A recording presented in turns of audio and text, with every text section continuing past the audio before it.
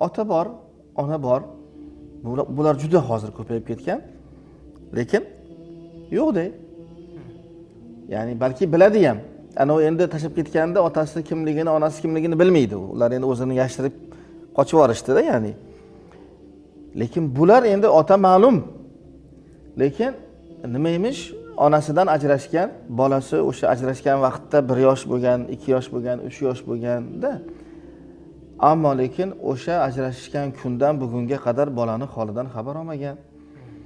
Agarki davlat haligi zo'rlab yurib, undan sug'urib aliment o'laroq bir to'lovlarini, boshqasini, ta'minotini olgan bo'lsa, balkim.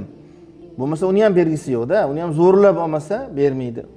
O'sha alimentni ham ko'p ketib qolmasin deb ming turli hiylalarga bosh urib, o'zini haligi eng oyligi kam bo'lgan joylarga ro'yxatdan o'tkazib, shu bolaga kamroq aliment chiqishligi men hayron qolaman-da.